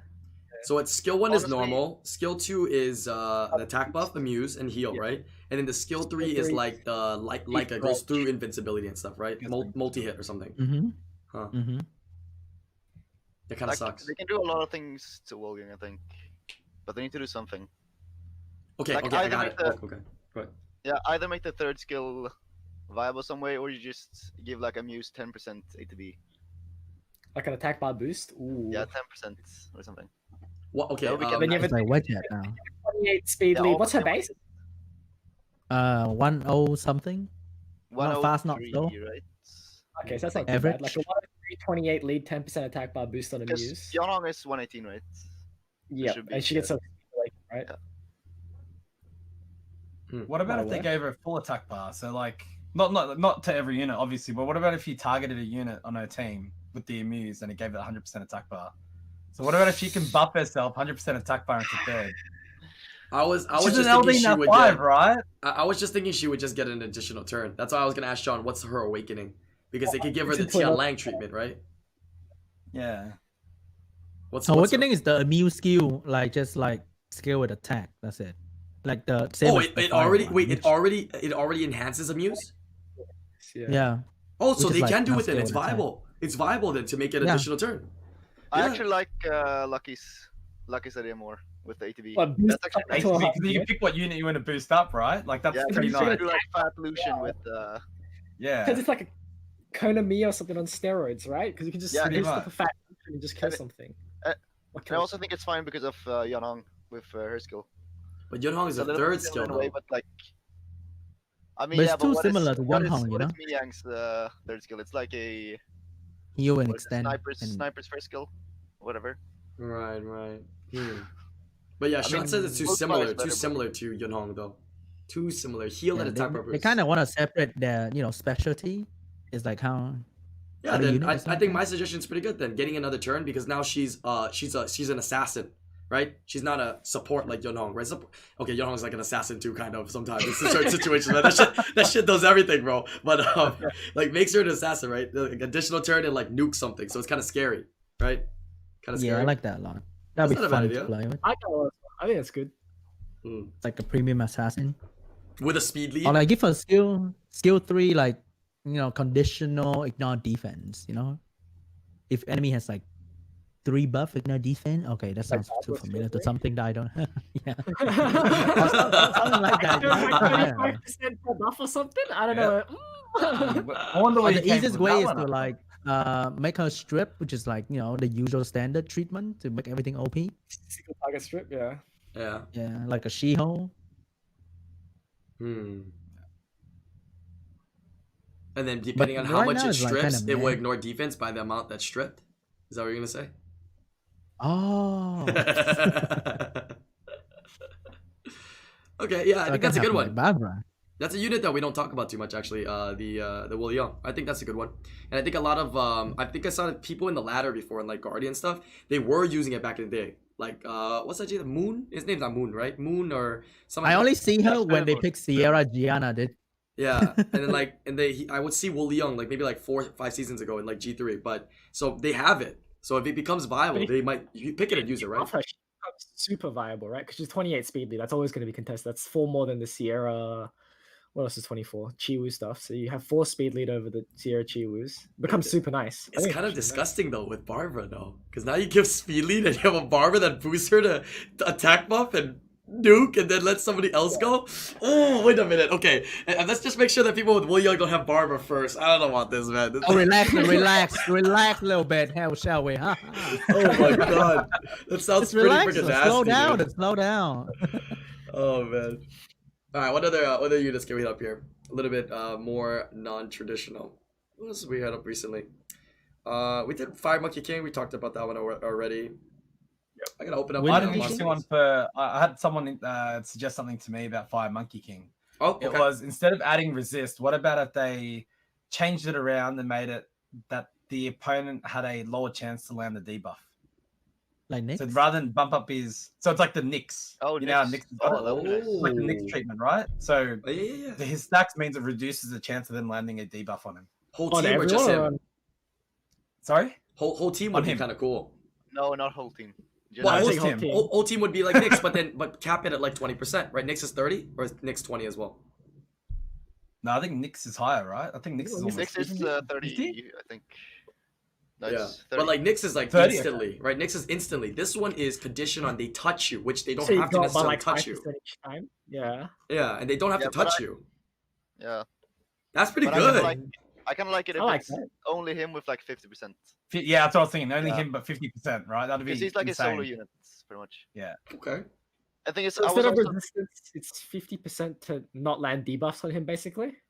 Correct. so it's like resistance if they don't have accuracy, I guess. So do you go 10 up by 10 every 5 or up by 5 every 10 stacks? So you're talking Do you about, want to so buff instead it'd quickly? be a +5 instead of being a +10 passive, like so instead of taking 10 hits. Yeah, I do don't you know. like Something Arnold along or do you those like lines, maybe. Jaeger? Yeah, I'm not too sure. Hmm. I mean, the stacking system can be the same as it is now, I guess. Yeah, What's it right now? Is it 5 or is it 10? 5 at a time. It's Okay, how many five- stacks do you need? 5, Sorry. 10 times. 5, 10 Five. times. Correct. 5, 10 times. Okay. But I think they could also do like if he gets revenge percent for every stack, that would work too. So he gets like 50% revenge at 10 stacks. Ooh, like kind of like That'd a be wind nice. monkey then, right? Well, I like that as well. Getting a revenge, like percent chance increase every time you get hit. Yeah, that would be nice. That's nice as Especially well. since he like takes hit from Hathor and Gani and stuff, and then you revenge them. Synergizes with his first skill. I think that's so- not bad as well. What do you reckon, Island? He gets stacking revenge chance as well on his passive. I like that. I like that. Especially because skill 1 stuns, right? So you can like shut down a lot of like the Gani Hathor stuff when you get poked, Right. right? And he's gonna be that unit that people pick in to solo, right? It's gonna be the what Miho should have been, right? Something that you pick in that can be strong, that is not that fucking strong. You know That's what I mean? not stupid. Yeah. Oh, wait. Yeah. It's a Miho without attack bar gain, pretty much. Right, That's what I'm right, trying to right. suggest to It's, you, it's yeah? what Miho was supposed to be, right? To be that counter pick. I like that. Like that. So one thing I was looking at and kind of why I was a little bit quiet for a second there was I was looking through, and I might be biased, but I'm looking through all these units to try to look for something that might need a buff or something, but I feel like we've either A, talked about it, or B, it's kind of an already okay unit. There's actually not that many shit units on the list of regular elementals now that I look at them. Honestly, right? Just like the Ariel and like the Christina and stuff, but there's I mean, all of them Ariel have has, like a like, use. Like all of them have been buffed Yeah. somewhat way or Like, another. not Like everything can be targeted towards RTA and be nuts for RTA, right? Like you do have to Right. technically think about other content. So Yeah, Ariel's Right. already good. But, Fire like, all Demon of them, needs a buff. it's just We've I spoken like about them. I think of all three though. Like all three like of the units that are least valued, right? Ariel, Christina, and Bale. Those are the three. But I'm not seeing too many more outside of that are like completely useless. I mean that's a good job, man. And I can't. Mm. Yeah, it's a little bit harder to kind of come up with anything else here. But any other units that you think then that I'm missing here? What about- nerfs? What what big about- nerfs? What about Geldnir? Okay, we can talk about that. We can talk about I've been trying to think about how to buff Geldnir, but I can't think. I think it's a full I've had rework. I think they need to completely rework it, but Yep. what would you recommend? If you could work Geldnir to be a unit that should be introduced to the game, what would you do with him? Considering he's a knowledge-based unit, so how would you buff him or correct him essentially? Okay, so this could be anything then. This could okay. Anything, yeah. If they had to rework it, how would you rework that unit? Mm, Yeah, I see Contos is like, yeah, you fuckers. what you- Yeah, it depends heals. what you Can't think of want. anything new, can you, you fucking idiots? That's why we haven't buffed it yet. We can't come with anything All either. the fucking time about this unit, but come on, give us a suggestion. Give us a suggestion, huh? Give us a fucking suggestion. I mean, it is kind of hard to come up with a new mechanic, right? With LDs, you want them to have something different, right? So it's kind of hard. It's kind of hard. Knowledge based. turns of immunity based on how much knowledge he consumes. Heals and turns of immunity based off how much knowledge he consumes. 5 knowledge, 5 turn immunity. Oh I don't know my! about- I don't know about one to one. 50% heal, 5% immunity. That's pretty disgusting. But maybe like 1 turn immunity under 5, and then when you're at 5 stacks, maybe 2 or 3 turns. I don't know. He just kind of And like I think they've directed him towards like a support point of view, right? Because like Yeah. what's his Right. brother? Her tit's like Yeah. the aggressor. offensive version, right? Yeah. Yeah. So you need to like he's like already slotted Also, into like a support thing. if you give him some sort of attack bar boost, he's gonna be great because he has 33% speed lead for guild battle. Hmm. Oh yeah, he has guild. Like He has some 33 for guild. Some sort of strip or attack bar boost, he's gonna work great with that attack bar, that speed lead, right? What is his awakening? Does he have opportunity to do something? His awakening is just resist, so it could actually be because right now he has 2 passives, right, and then a skill 1. It could be an enhanced skill 1. It could be an enhanced passive or something like that with the awakenings. It's right now it's awakening to resistance. What do you think about an enhanced skill 1? Could they do anything to that skill 1 to make it enhanced? It's already super solid. Like it steals. Doesn't it strip steal? Yeah, Yeah, steals with a Basic 100% Steal's already chance. super solid. Yeah, 100% chance steal. Yeah. I mean that's what everyone thought was like super strong about Odin when he came out as well, right? Like a damage dealer. Like a damage dealer with like a strip steal on skill 1 to give you knowledge as well. Like people thought that was kind of strong. Right. Oh, 'cause right So now I he don't know. just I don't know how heals. much more you can buff the skill 1. Like all he does right now is just heal, right? Like he's just like a totem. He sits there and he takes the dick and then heals a little bit. So he needs to, but that's the thing. He needs to take it to be able to heal, right? Yeah, and That's the like, only way it works. if you keep telling me like like if you run like a fluff illusion in front of it, like Geldnir literally does nothing, right? Like it doesn't even heal enough. So like like his job is to take dick, but he can't even take dick, right? So like he doesn't even heal Pretty anymore. much. He just sits there. Yeah. What if he gives some kind of defense buff at some portion of that heal on contact or at end? Or he gives would it be too much to say some kind of endure buff for 1 turn after contact? Something like that, like some kind of survivability thing will give him more, viability. It becomes kind of scary, right? People bring it in, you're like, ah, crap. The moment I try to hit something, it's gonna get this kind of buff on it. It's gonna be kind of tough. Something I know what along you those mean. lines. So what about it when his teammates copper killing blow? It gives it a 1-turn endure to protect it, and it consumes knowledge that way. It doesn't allow the unit to be killed until he's out of stacks.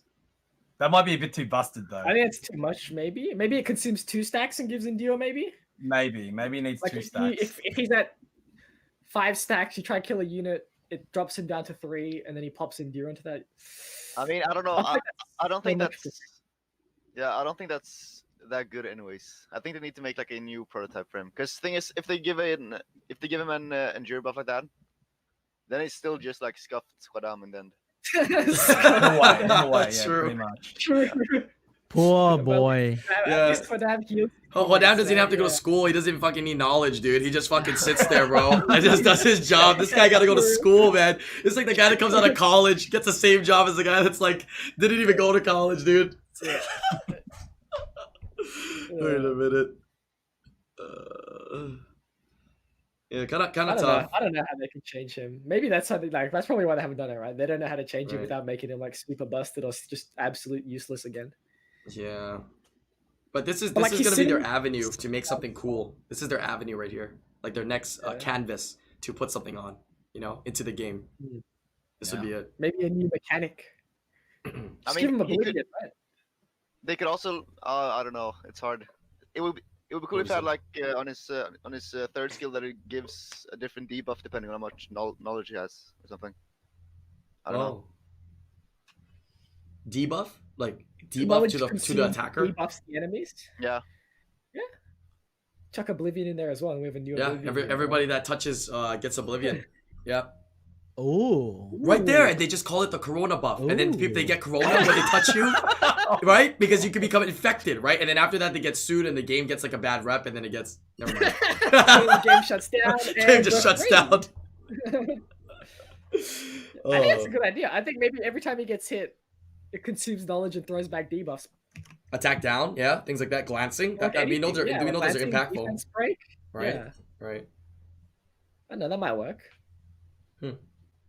Okay. But I was also thinking about like Nyx, because they took away Nyx strip, and that kind of hurts him a bit. I feel like for Nyx, one thing they should add is that he steals a buff whenever his passive procs from a unit, from the unit that procs the passive. I know that would be nice. So if you proc a 30% chance, you can steal a buff, basically. If he has no buff, then still nothing then. Yeah, exactly. Yeah. And if it's Okay. AoE, then it, That's using this This Wow, spell. so that really And if makes. there's no, like, Wow. Okay. it's like heavy immunity losers kind of lose, right? Like if you get like a Wusa or something, right? Then if you try to debuff, but so many skills have CC, right? Like Wusa skill 1, if it misses because of the next passive, he steals your invincibility or shield or something, I guess. Yeah, but also for like Wusa and Vela, their skill 1 and their second skill don't have any debuffs. Wait, Vela skill 2 has debuffs, doesn't it? Yeah, Vela skill Oh, 2 Vela has, skill but 1. Vela skill 1 doesn't have. So if you don't want to like lose your immunity to keep up your Use stuff, you can skill use 1, yeah. Are you Does it saying go that through only immunity? works when you target Nyx, or are you saying if you target any of his team and proc his passive? Yeah, I'm just saying it's passive overall. He steals Okay. 1. So anyone on That's the team, scary. yeah. That's actually scary. That's If you kind of think about scary. it. I like that. But yeah, that's only for him that he gets the buff. So it's no like El Sharon thing where he gives everyone. That would be. So he just yoinks 1 buff from the Yeah. enemy. And does that go through immunity, or like if he has 2 buffs, if it hits the other one, it doesn't work, right? Technically. I think it still works, right, with steal. You can steal even though they have immunity.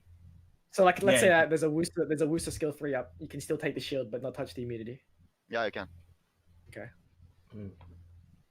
Alright, going back to Gildner here. So apparently he heals with the stacks, right? 35% heal of the damage received. And if he has 5 knowledge, he'll heal the ally by 70% of the damage received. So it's like it's a massive heal, right? If he has 5 knowledge. What if it's like if like It's If- conditional. Because Yeah. if they only deal 1,000 damage, you only heal 700, you lose all your stacks. If they deal 10,000, you Yeah, get so- 7,000 HP back, lose all your stacks. So like what if it's conditional where there's some way for him to keep 5 stacks of knowledge often so that he's like a unit that you bring in and you have to kill him first. You know, as stupid as we made that Hwadam statement, I mean bringing him in as a Hwadam unit can be kind of nice because this is not death defying. So like Rocky and stuff don't kill this, right? Because it's a heal. So it doesn't prevent death or whatnot. So Make like him a better Hwadam. yeah, make it so because he's a better Hwadam. Like he has a better way to keep the Like- knowledge. He doesn't lose it. Then it could be pretty annoying, right? Can we just make Igong the better Kodam? You just because you have it. You Trying to sneak this it guy into trying to. the I like the Nigong. idea, IslandGrown. Why don't you throw it on Nigong? This Yeah, guy. rather than Gildnir, let's fix Nigong. This guy, dude. Yeah, some way to keep his Well, how stacks would you up. make it? How would you make it so he keeps stacks though? Because stacks. How about, right now, like, are let's only say based you're- on buffs. if he heals less than half his HP, he doesn't lose stack. Like let's say 20k. I don't know. Ooh, that's actually not bad. Yeah, that's Because you pretty can good. build him a heavy, If he heavy heals fatty less than unit, half and his then HP, like he keeps the yeah. stacks. So you can't get fluffed, right? you can't get Yeah. fluffed. Hmm. But Yeah. you'll Hit but hard. the knowledge treatment still works, right? But you just don't lose the stacks. That would be gross. Yeah. Hmm. Or like he. Yeah, I think that's Mm. actually that's pretty good. Yeah. I like Because that. that's the issue with him now. You can fluffer him and then he loses all his stacks and then he doesn't do anything when you actually hit him with the hard hitting unit. So Yeah. Like that can be even good for RTA. Yeah. And do you base it off his max HP as well? He has to heal more than, or what? Yeah. Because how much HP do you put him on? Like 40k? So Yeah. say, Yeah, say, I say, mean, say your yeah. thing again, Sean. Let me understand. Say what you said one more time. Because you can fluff him, right? Like do like 1000 damage and he lose on his stack. So let's say you make him only lose stack if he heals more than 50% of his damage. More than 50% of his health. max HP. Yeah. 50%. And that could be something that's only like active when he's at 5 stacks. Maybe. yeah. Yeah. Yeah, So Yeah, it's not so you too can, like still, you can still broken. drop the stacks below, but once he hits 5, you have to do more than half of his health. As damage. I feel like Yeah, that's a lot, whatever though, like his health 20, is. 20k is a lot though, right? Wouldn't you? Well, then that's Yeah, why you it's want to a lot, make him but it- viable enough that they have to kill him first, right? Or you kill him first. That's the Does he treatment, right? The heal whole damn himself treatment. when he's passive with his passive? Anybody, he heals anybody. No, Whoever I'm takes the saying, damage, but right? if you hit him, does he consume? But then if you hit him and you don't hit him with more than 20k, then he never loses knowledge and you never do damage, right? Because he just keeps healing it. Yeah. Oh yeah. So the Then how number would you actually ever a bit kill lower, him? like maybe like 30% then, right? Yeah. Because you gotta think about like maybe the average 10,000 HP of a Geldnir, which is probably like 40k, right? If you do 50%, you have to hit him with more than a 20k hit to actually lose stacks. Otherwise, you just have to keep hitting him for more than 20k. Or you can hit one of his squishy partners for more than 50% of their HP. What if and he that can makes just him can't lose. heal himself? but Is that really but his bad? Yeah. max HP, though, right? We're saying based on his max HP, not the targets. But what if he just doesn't heal himself? They just add that stipulation. He just can't heal himself with his passive. Is that bad? So you have to target him. So you he have to just target him kinda first, dies, right? yeah? And then that would just get rid of it. So everything we just said was fine, but then now he just cannot. The knowledge doesn't heal himself, Doesn't heal himself. right? And that serves the same purpose. They got to kill him first, and they nuke him. They nuke him, right? Yeah. Yeah. I think that's I think alright. I think that'd be all right. That'd be pretty good. I think it would be a viable So- unit for people to choose. Pre-5, it's the same, but then post when you get to 5 stacks, you have to do more than 50% of his max health as damage. Otherwise, he heals it and it doesn't lose stacks. Yeah. Yeah. I think that works. Yeah, I would like also that. kind of like if there was a way for him to use his knowledge as well with that. Like an active. Yeah, like an active, like it's an active and a passive at the same time. Maybe he has a choice to use the stacks to heal himself since he can't heal with the passive. Just give him defense buff. Fuck it. If he wants to, he can use the... No, it's not that bad, right? If he wants to, he can use it as a skill to get 3-turn defense buff for his entire team. Loses all his stacks. Personal Lose choice. 5 stacks for 3 He's turns. imagine that paired with Tyrannus. Oh no, you don't need Tyrannus actually. Right, but Tyrannus you're gonna already pair it defense up with buff. other units, so now he's using it, and he's like, "Oh, I'm gonna Yeah, set but up now for you're some gonna more get knowledge." like Artemil. You're gonna get like Artemil him? Oh no. Is it Artemil that bad? not Wait, fucking- I'm just asking though. Is it that bad? I mean, it's supposed to be strong, right? It's supposed to be strong. Is it that undealable? I mean, is it? Can you not handle it? I mean, it's a balance, right? It's Defense definitely a balance. buff's pretty nuts. I Right. think. What about threat state? Oh my god. But Giving do you him want him to threat get state. targeted? If he takes his turn and he wants to use his knowledge, he can give himself threat state. Just let him open up whatever he wants. Fucking whatever buff you want, bitch. Just open it up. Okay. Yeah, open up the treasure Pick chest. buff. This will be like a Pick what 20-page buff thing. you He can want. choose whatever buff he wants. I want to endure. I think actually that is not too bad because if they give him threat states, but then it should be also that when people are like attacking his threat states, he should gain a knowledge. Gain knowledge. Whoa. So you have like the option. It's kind of weird because he's already protecting his allies.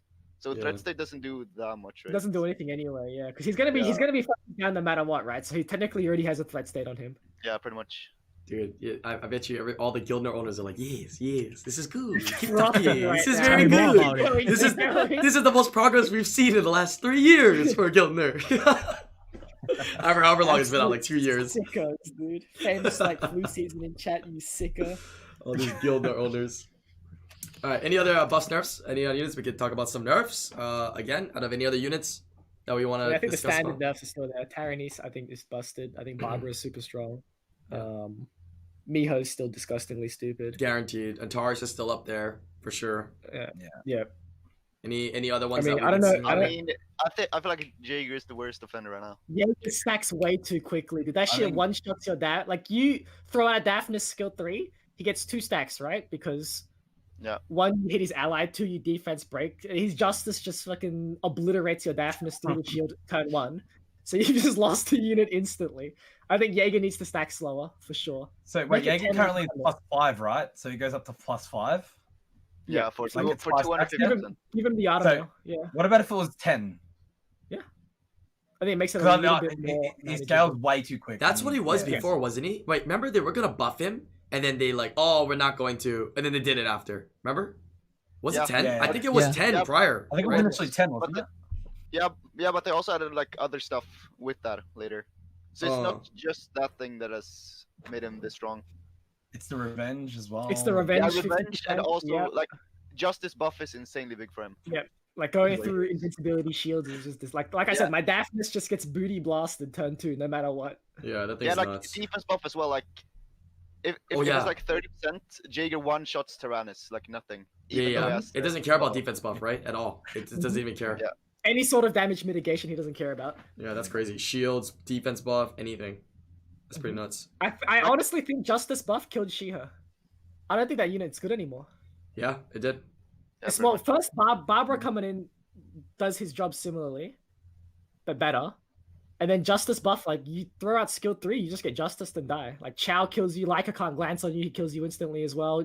Jaeger, if you hit something, you give it 1,000,000 stacks, and then it just one shots you through invincibility as well. Yeah, think Monkey kinda the buff to Leica, not just with the justice, but you have to hit 4 times to kill it 3 instead of four instead of 3 three, was yeah. kind of big for him as well to kind of counteract the Water Monkey King a little bit there, actually. Yeah, I think Jaeger needs to slow down. Stack needs to be a little bit slower so it doesn't ramp up to like the I mean, insane monster that he But I also is. think that like 250% is like Too much? Like sure, he gains a lot of stacks fast, but like 250% attack for free is pretty insane. Because that's like it's a lot. because that is more than 3 attack runes with a fail set. True. Yeah, it's like insane amount of attack. Yeah, you but get so much free stats. It's like more, like twice as hard, even more than Chow when he uses. Well, if you think about it, 250% attack is what? Sort of 31 max rolls of attack. 670 base speed. I mean, a base attack though. 670. So it is a little. Yeah, but like if less you than it's think of it like really rune matter. guys, it's 31 max rolls, Yeah. right? 31 max rolls of just free attack. Yeah, with I think counter it's- attacks as well as Justice hitting harder as you Going kill to- more of his yeah. teammates. By the way, so that's a And big then factor. the fight goes on as well. Yeah. The longer the fight goes on, he just obliterates even harder. So Yeah. Because like you hit right now, he's like you rune him to sit after your team anyway. The enemy team moves after 2 or 3 enemy turns. He's already at 5 stacks, right? Unless they hit him, obviously. But yeah, And I think also like the base stats argument, I don't like that much for most units, because base stats only matter like how you balance your runes anyways, Mm. and how you distribute your stats. And like Jaeger has really good base stats anyways. He has like 13k HP, 670 attack, 626 defense, 100 speed. So it's like almost Really the most solid balanced already. boost stats in the game. Yeah. And he also has crit awakening now. I think they changed that a while back, right? Because Yeah. he used to have resistance, I think. So I think taking him down from 5 stacks to ramp up to 10 is a good start. I mean, maybe it's not. We don't all agree that that's enough, but I think that's a good start, right? Make taking a little bit longer to ramp up, and I think he's still gonna do his job, still the same actually.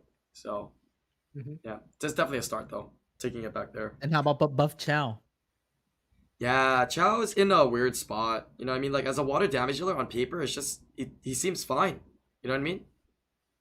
Because he has justice. That's I mean, literally if you want to buff anything. Chow, I think you can just change it so he can't be attack broken instead of heal blocked. I think attack break kills Chow, right? Like you just Fran attack break it doesn't even like Justice doesn't even do that much damage anymore. Because right now he can't be heal blocked, right? Right. I think if you just make it so he can't be attack broken, I think you should just like cleanse at the start of the turn. yeah, I was gonna say, what about if they Like just Camilla? At the end? They try to do it. Yeah. They try to Yeah, change it fine. so it's not like Camilla. You know what I mean? They try to do it like I mean, after. it's still- Camilla is like cleanse every time. Yeah, Yeah, every time you crit, Camilla cleanse actually. off crit, right? So if Chow cleanses before the turn, it's harder to like set up attack breaks or whatever on him, glancing on him as well, right? I think that works. Yeah. Does Honestly, he still heal Camilla, at the start of the turn? Camilla Does should he give feel up as well. Camilla should give up more than Chow, True. for sure. Yeah, I think Camilla getting a buff if we want to maybe see it in RT as possible. I mean, it's still a unit that sits there and does the job that it kind of does. You know what I mean? Like what it did before. Yeah, It just does what it does before, but we just don't value it as much anymore. You know what I mean? It just sits there. it's a good unit for Guild War already to counter like Which, Odin's. yeah. But they should like It's up. not like They should up Camilla's like solo potential. I feel to make it that solo unit again. So Like- revert like her a Chroma? her nerf. What did they nerf her with? They reduced her heal, didn't they? From By how much? From what to 20 what? to 10, I think it was. Oh yeah, the heal used to be a Off lot crit. higher. Wasn't used it to be. just like when she heals the most that they changed? I think they made it Potentially, like I can't remember. I thought it was 20% heal. also in the previously. past, right? Yeah. Your Theomas defense break will be cleansed in the middle, but now if you defense break the first hit, the next two will get the benefit of defense Oh. break. But in the past, the defense will be gone before the next two hit come in. Oh yeah, that's when Camilla was really strong, and people are like, "Oh, that's too broken or whatnot. We can't kill You it." just can't kill it. Yeah. Yeah. True. I mean, Mio kind of. Does a better job than Camilla. Yeah. The thing is, I was gonna say something about like Camilla when her passive procs against ATB, oh, but not that's bad. kind of like that's kind of like Mio, in a way. Do it. Just swap their kits around. Undebuffable Miho. Fuck Miho, dude. Swap their kits around. Get rid of Miho as she is right now. Yeah. I hate that thing. Yeah, every time you crit, you give her a 10% attack bar. I mean, just take the attack bar boost off the Miho, put it onto the Camilla. Call it a day. That's huge. What the? Yeah. Bruh, that thing is guaranteed heal now. Every time it moves, it just heals. It doesn't even have to attack you. It just heals. It cleanses and heals. Wait a minute. What? Wait, So when it drop- attack you, it I doesn't dropped it the doesn't attack bar, heal. Jade. Huh? Drop the attack bar gain a bit, and then put it onto the Camilla. Take it off Miho. Dude, that's toxic though. Cause Mio, you put HP Oh. disturb, you're like, okay, it's okay. She revenges, but okay, I'm gonna kill her soon because she's not healing. This one, now it's gonna move a lot, and it cleanses, and then it hits you and heals. Wait a minute. What the fuck, dude? I mean, it does that anyway now. That's Anyway, nice. doesn't it? That's nice. Minus the attack. It does that anyway. Minus the But attack bar boost. a lot more consistent because of how much attack gauge it's gonna get, right? It's gonna get 30-40% attack bar. It's kind of a lot. This thing's gonna cycle. But do you think on that 5 unit should get that skill, or on that 3 unit? I think enough I should get it, but I don't. Do I think any unit should get that skill? I don't know. Gotta think about it. I think it's even if Camilla gets the skill, she won't be as toxic as Mio is right now, anyways. Yeah, Because, because like, Mio she can't hit die one. from crit. That's right. Yeah. Yeah. And This like one's in I the think it's Camilla middle. fine. late game, it's gonna make Camilla scary late game, but you can still kill her. But I don't think you give it as much attack bar gain. Like a Burba said, maybe like 10%, 15% attack bar gain. I think it's fine. What if? Yeah, on the maybe Camilla. 20%. What And if? then What you if, just take it off the Miho. what if they made their second skills hit harder? No, it's No, already no, HP but based, only isn't it? when you activate the S1 thing. Like you S1, and then if you get that scenario, you S1 and it activates, the S2 hits extremely hard, 200%. Doesn't Vanessa? Don't all the Valks just get a massive buff then? Like Vanessa just gets like super nuts, right? Is that bad? True. Are you having problems with Yeah, Vanessa? Seal of Fire already does. My Seal of she- Fire already does like 10k. How much more you want it to do? I don't know. And it sets up defense break as well, right? Right, Defense right. break plus a big weak is a bit too much. Hmm. But isn't that like one of the nerfs that Mio should get? That she doesn't get the ATB from revenging? Oh, for sure. Yes. for sure. Guaranteed. Because Like when you crit on her, she Yeah. doesn't get attacked by it. Yeah. Because I think that makes way more sense, because then she still hard counters like Diana Verd and that stuff, which she was supposed to. Like it was It's meant like- to counter Diana Bird Lucians, right? Like Cleaves as well. Yeah, but Right. like if she doesn't get the ATB, then they don't get as punished for like critting with your supports, because then she doesn't like heal up to full Instantly kill your Crazy. support, stun it, heal to half. Right, and, Yeah. that forces people potentially to have to give it a little bit better runes and not have it so slow, so it can Yeah. actually move. Because If you her want it to power and move, her it will damage can yeah. still be there, right? She can still hit hard. That's fine. Yeah. But she's got to have some more natural turns. I think if they take away the ATB and they also give it a chance to revenge, that'd be good. Like Leica has a chance I to think revenge. honestly, So- even getting rid of the ATB makes it so much more manageable. Also, if you just let it revenge anyways, you don't care. It will still revenge I mean, you. the revenge is annoying, but like it taking so many turns is, I think, super annoying as well. Especially because Okay. it stuns on its skills and it rotates, right? And does it absorb attack bar on skill too, like Mina? Yeah, it does. Yeah, it is. Like it just gets too much turn cycling just from it's 30% attack bar, isn't it? Let me see. Yeah, I think so. Right? Yeah. Yeah, So something I like think, and she's built on Nem usually as well, so she gets so much attack bar. She just rotates so many turns, heals as Yeah, well. 30% attack on counter attacks. Yeah, I think just Yeah. get rid of that So completely. get rid of the attack bar and then we're fine then. And then see how it goes from there. Just a small nerf. Yeah, and test it for a bit. Yeah. I think that's probably what they're gonna do. Comptus is really fond of the slight nerfs, you know what I mean? And then after that, slight nerf it again. They like to do those kinds of things. Okay. I'm gonna go ahead and open it to topic number 5, which is kind of open discussion. Whatever you see in chat that you want to bring up and kind of discuss. We got about 5 minutes left here. Yeah, before. Does any of the call it. beast riders need nerfs? I think Barbara does need a nerf still. I think Barbara's still super strong. How? Maybe a bit too strong. How you I want to think do it? it's I think it's too early. I think people haven't developed enough counters yet. I think Ethna's really good into Barbara. I've been using a lot of Ethna, and I think once you disable them off the ride, they're pretty weak. I think Yeah, if we you kind of just get talked them off the about that ride too early- this week. Yeah, True. Savannah stronger. Savannah needs setup though. Barbara Savannah's also needs okay. setup. I think it's the Barbara. If Savannah anything. needs the setup. Barbara doesn't. I guess what's the The only Yeah. problem is there are some very Exodia setups with Savannah though. You know what I'm saying? Like a lot of those people that like to run the Gianna Sierra, ones. Gianna, Chi, Yeah, Savannah. I like don't know how to those- deal with that. I just die. It's I just the- click the top right button. I'm out of here. I call that Exodia, dude. Like it's almost as toxic as that stupid double will asthma guy, Exodia guy. Like that one's hard for majority of Oh, players to let me deal with. Wait, let me send you a picture real quick. I think. Are you talking about this guy? Wait, let me see this. I actually love fighting like Jana Savannah. Yeah. Oh, I okay, wait, but- Gianna, I Savannah, think- Sierra, Chiwu. You play that one? Like, Wait, check no. this. Yeah, I'm talking that's- about this. I feel like that's pretty I easy can't see it to, right now. to fight. It's in group chat. Is that what you're talking about? Let me see. that's great. But he chucks in a Savannah now instead of one of those. Yeah, things, yeah, right? yeah, yeah, that guy. That's If pretty it's disgusting, the guy, right? if it's the guy that runs the double will asthma, Double will so that you asthma, can't RNG yeah. on the second turn or whatever, then that's the guy. I'm pretty sure that's the Yeah. guy. Yeah, that one. Yeah. That's what I call the Exodia comps. Those comps should never freaking And it's exist in the literally just game. like a rune check, right? Like if you outspeed, you outspeed. If you don't, you kind of just dead. Right. Okay, so like my take on the Savannah Chi or like Savannah Gianna comps. You have both Leo that counters Savannah's damage and they don't get any reduction if you use Leo against it. Mhm. And then they have a lot of AoE checks that doesn't stun you. So you can run a Triple triple Revenge Revenge Bird, and that's gonna win you like 80% of the time.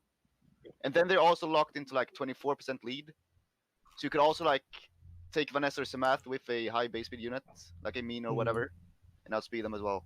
So you have a couple ways to beat them. Huh. Okay. Relative to your just rank, built- obviously. I just built a second Verd just then. And I'm gonna triple revenge it for those comps as well because I definitely can't I don't think I can outspeed that. And like, there's no way you tank it out because you just get like triple bombed, AoE defense broken, reset to 0. So yeah.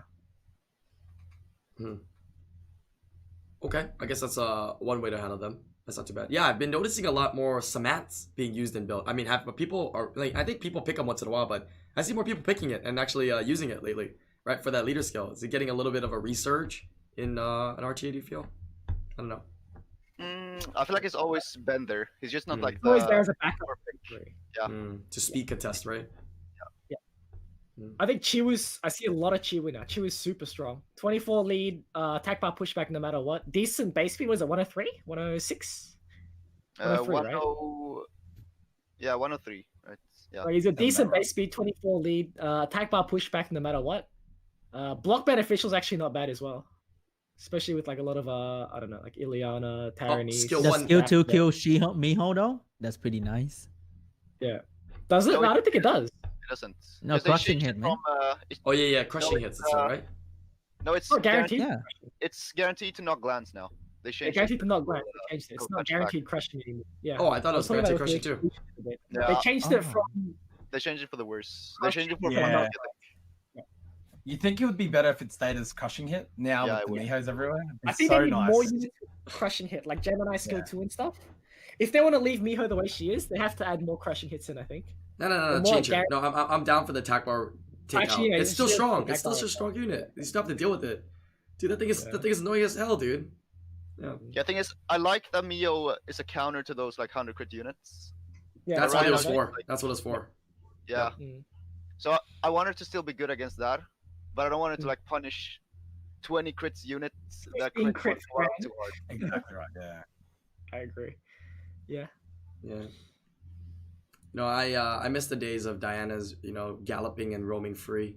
I mean, they still do that. Like, I've had a Diana. The other day, a Diana turn 1 killed my Barbara. It revived from killed it in rider form, then human form, and then Vanessa revived it, and then he killed it again, all in the same turn. Yeah, you Move didn't like drop 8 Miho and Taurus, right, idiot? Yep. All you had to do is drop Miho and Taurus, my friend. Yep, you're getting 1 toxic unit. You have no problem, dude. As long as Taurus on the field, the Diana user will question life every turn that Diana takes. Transform or do I? Do I do it or do I not, dude? They will question life every time. Have you been playing with? Do you have Ileana, Ababa? No, I don't. She's my. You want to? Yeah, I feel like Ileana's super nice now. Yeah. I have she one. is. Didn't get to mess around with it yet, though. Briefing in the invincibility and the immunity now. I know like a lot of like the top players are using her a lot. Trey uses her a lot. Yeah. It's like a I think Wusa it's without like- cooldown. Yeah. Yeah. She's the No, best. it's a Wusa with cleanse too, though. It doesn't have heal, but has a cleanse. I think it's nuts. Because that's a And she Rakuni uses S2, her- right? On the attack bar. Yeah, right? it's a Rakuni. on the- It's a Rakuni, right? S2, basically. Mhm. Wait, is it worse than Rakuni's S2? Doesn't Rakuni S2 Oh, give better, speed? better, It's way better, better. better than Raccoon, yes. Better because it's targetable on It's who you two want to turns cleanse. idiot as well. Cleansing, I- targetable.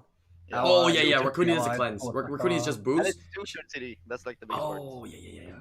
That's right. That's Yeah, right. like if you Via proc after a briefing, it's up next turn, and then oh my god, it's so much turn rotation, it's disgusting. Like But I think I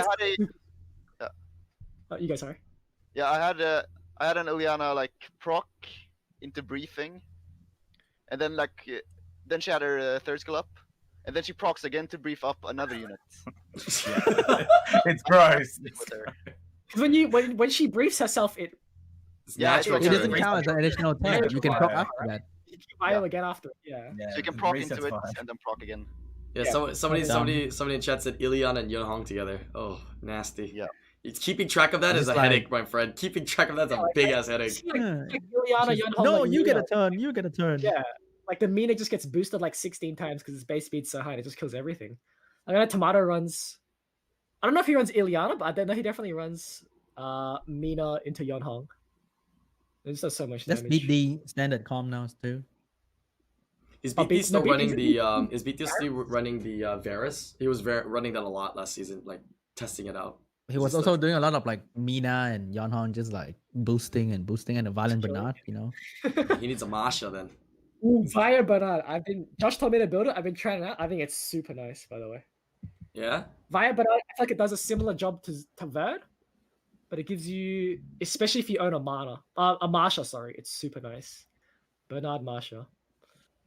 Yeah, I'm gonna make a Bernard soon as well, I think. Yep. But I don't think they like outclasses Verd because it acts in a different way still. It's a different scenario where Yeah. you pick a Bernard over a Bird for sure. Because like Bernard's like turn cycling, you can strip and stuff. Oh, because it's a speed buff technique. Yeah, and you can also reset Bernard, and you can also like, what is it? Oh, I forgot what to say now. Stun it? But it's like Verd, you can. Yeah. You can revenge. Yeah, and thing is like Bernard you can't glance. Verd you can glance and stuff like that. It's very different like when you would want to use it. Yeah. True. Why don't you just use them both together? Because then you just die to Everything's CC. Antares says hello. Yeah. True.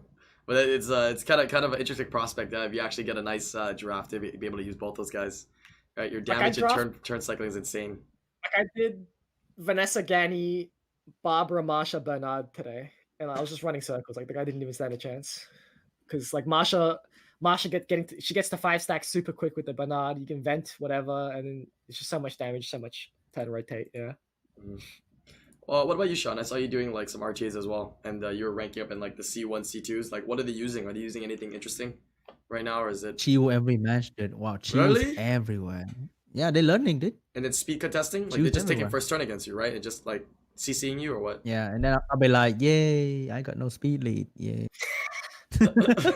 Hey, Willie Young, dude. You're Wo Young, dude. Willie Yeah, Young, the thing is- dude. You pick Woyoung, you don't contest shit because they still pick Vanessa. They still faster than me anyway. Yeah, ban the Vanessa, And, then you're 4 higher. Triple And there's revenge still like a Bird. Ciara, there's a Chiwu, you know, there's a Samath going on. It's like, Yeah. oh my, all these elemental stuff. Sad. Bust out your shiny Rocky, dude.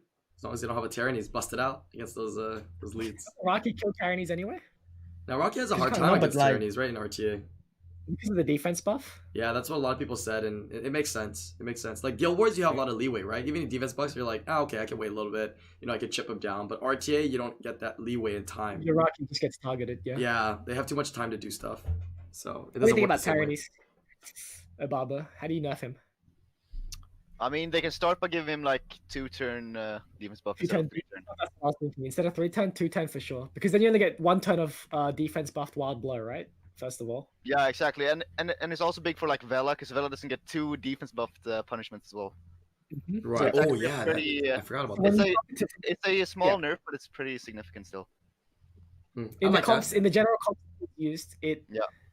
powers it down a little bit because having 2 punishments with defense buff and 2 wild blows is like because they hit like 15, 20k no defense break, right? Like It's with just wild blow raw and punishment. damage. It's just so surprising how hard those things hit, man. It's like raw damage. Like From you're like, bruiser builds as well. yeah, you're like that thing is hard to kill, Bruiser and that builds. thing kills me. What the? Mhm. Yeah. True. Yeah, I think that would be a start for him. Kay said revive units don't get defense buff.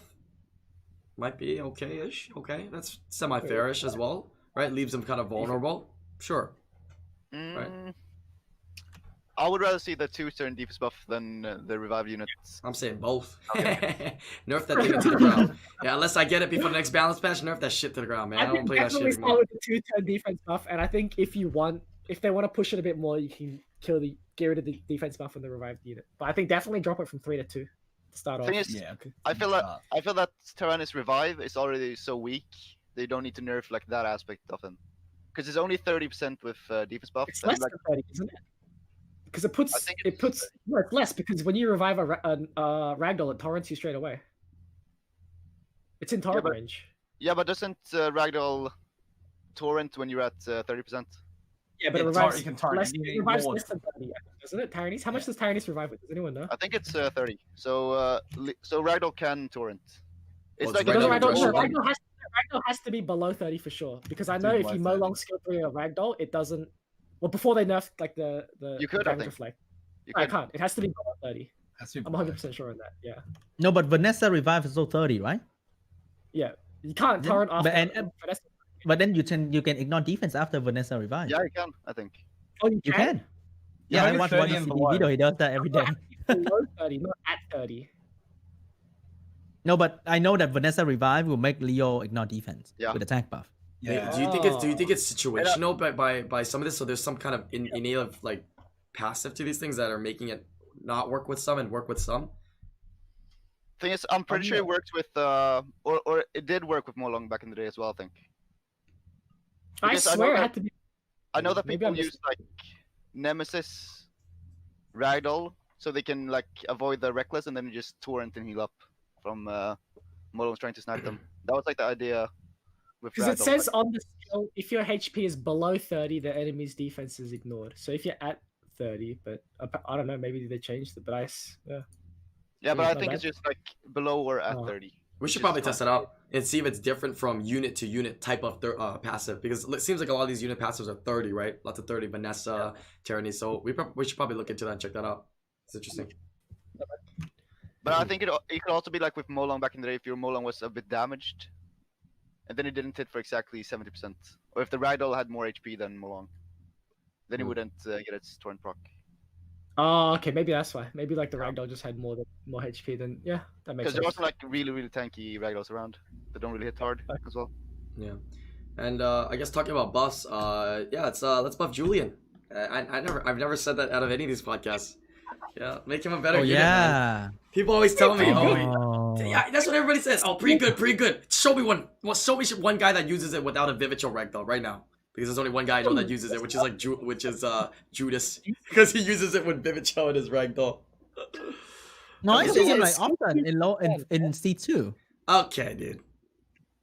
I mean, it's people use it. You know, it's pretty strong, annoying to kill. You know, like Vanessa, Triana, and then Julian's like, oh fuck. You just get CC to death, dude. You just Okay, so Go ahead. yeah, I have one thing about the like LD vampires. I feel like the heal on Caddis right now, it feels very off. They could give that to Julian, because that would make way more What's the sense. heal? Is it heal when you do damage? Yeah, Like heal heal when you do Like damage, 'cause Armand, then- right? Yeah, because then Julian can like heal your allies as well when they're trying to. he doesn't die as quickly. yeah, Yeah, that exactly. makes sense. That would Yeah, make put there. way more sense. And then completely rework my Cadiz, please. Thank you. then Cadiz gets like 100% strip on his skill 1 instead, and something else. You want to know the biggest problem with Julian that I hate is that he actually kills his teammates. He's not a friend. He No, but literally that's what- sucks his teammates' blood That's with what the multi Armand hits. says. No, but Yeah. you multi hit that thing, bada bada bada bada. Like, bro, like your whole team got like 30% health. So I feel like Yeah, if that's they what Ababa was saying. You put the Yes, you AoE heal The allies. onto Julian so you can heal your allies back. Right. Oh, you just got Molong. Oh, He just got Molong. He just got Oh, Molong. No, he just did a Guild Wars test. Okay. Right. Yeah. But what would be Yeah, so cool I think is if it only takes away attack gauge one time and it gives him a buff or something that like he gets an endure buff or something. I don't know. Make him really What do hard you to mean kill. it takes away attack gauge? Because like when you hit him, it takes your ally's health, and then since he's still low, he's squishy, right? They hit him again, takes more health, again more health, multi-hit again, more health, right? It should only activate one time in one turn, I feel, or something like that. And that way he stays alive longer, right? He's more of a threat. Because right now people kind of use him to dwindle him down and then nuke something else. They dwindle him down and then they kill the Vanessa, right? Or they dwindle him down, they kill something with it. I think one thing that I can slightly buff is when he suck HP, it doesn't damage the teammates, so they don't wake up from sleep, which is a huge bad thing for him. Because I can sleep everybody and then just hit him, right? It's kind of sad. So make him wake up teammates when he get hit, which is I That's a think start, a good thing. Right? Because I said CC comps, right? That's a good start. That's a really big start. I like that. I think you can do that, and then you do what Obama said as well. You move Cadis AoE heal onto Julian, because that makes sense, right? He takes HP from his teammates, but when he dishes out damage, he heals them back up. I take Right? that. Armand. Yeah, I and then take that and I'll take a Tyrannus, and then I'm do some RTAs. What are you laughing at? I'm down for that, dude. that doesn't sound too bad to me, man. That actually does not sound too bad to me. Because they kind of moved away Cadiz from like the damage dealer role now with the recent buffs. Yeah, he's more of a support It's stripper. like a support CC kind of thing now, right? Yeah, yes. And I feel like if he gets like at least 100% strip twice on his first kill, then that's already a good start. He's for him. stripped 2 buffs, right? It's 50% right now. Yeah, it's 50%. Yeah, I think that's good. And then that makes the LD vampires a little bit. And little bit maybe better. Cadiz should steal. I would Oh, like that. Odin? I was gonna Like, say fine. like strip's Fine. nice right now, but like the strip's Would you nice. take it to I've used it a 100% little bit, and but steal Yeah, 100% sorry, and steal. 100% is still a bit 100%. nutty. That's a lot. That's a lot to give. Yeah, first that's a lot. person. But I think it would still be balanced, and I think that would be like good. If it's only on his first, then sure. Yeah. I can Yeah, see that only being good. only on his first. Yeah. Because I feel like he could already do like some cool things with like Sierra when you strip and brand. Yeah, same yeah. I time, use and then them a lot with 100%. Sierra. Yeah. So I feel like that would be a really good way to like balance the LD vamps, both of them. Okay. Went over some great topics here today. We talked about some of the things that you guys should avoid doing, right? Made mistakes and whatnot, how to tackle your FRRs, as well as a little bit of some buffs and nerfs and some changes we want to see in the game. So thank you guys for joining me. If you guys are watching on YouTube, make sure you guys check out the links below. Gonna put the links in the description for all the Twitch channels. Everybody's actually been streaming more and more. Yeah, I feel like this whole everybody staying quarantine and doing more of these podcasts have, really gotten people to stream a lot more. So feel free to check them. Always somebody live streaming all the time. And please leave those comments down below, man. I am enjoying these comments every week. I grab my popcorn and I read down these comment sections every goddamn week, man. So please put those comments down there and hit that like. And if you're not subscribed yet, subscribe to the channel. But until next time, we'll see you later, YouTube. Peace out. All right, guys. Yeah, Thank you. One thing. Oh, yeah. One thing, if anyone is interested, like Taki's having a tournament today for like a preliminary for a clash against Junpei. He never it's told me about that. ATA? It's an 8-player bracket, and it's a pretty stacked roster right now. It's like almost everyone was in SWC last year. Oh, that's So nice. are they Is it a gonna do comp to us thing, or the- is Taki streaming it? Taki's streaming it at 6:30 p.m. today, so it's in like what is it, 5.5 hours? Okay, that's good for the people that hear on Twitch. I think by this Yeah. usually goes live like tomorrow at like during my nighttime. It might be too late already. But Yeah, if you but guys this- are watching yeah, from this is Twitch, more for this is more for the Twitch because it's Yeah. over by the time it's on YouTube anyways. 5 hours. Yep. yeah, I'd be down to watch that. Yeah, sounds good. So if you guys are watching here from Twitch, if you guys are going to be looking for something to watch later on because it's a weekend, looks like we got some high level RTA tournaments going on, which might be kind of interesting. Who's commentating? Are you going to commentate with them or whatnot?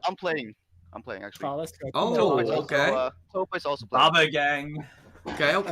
All right. I look forward to the crits. I mean, I look forward to the matches. So who's commentating? Is it just Taki commentating then, or is it Taki and Yeah, Junpei?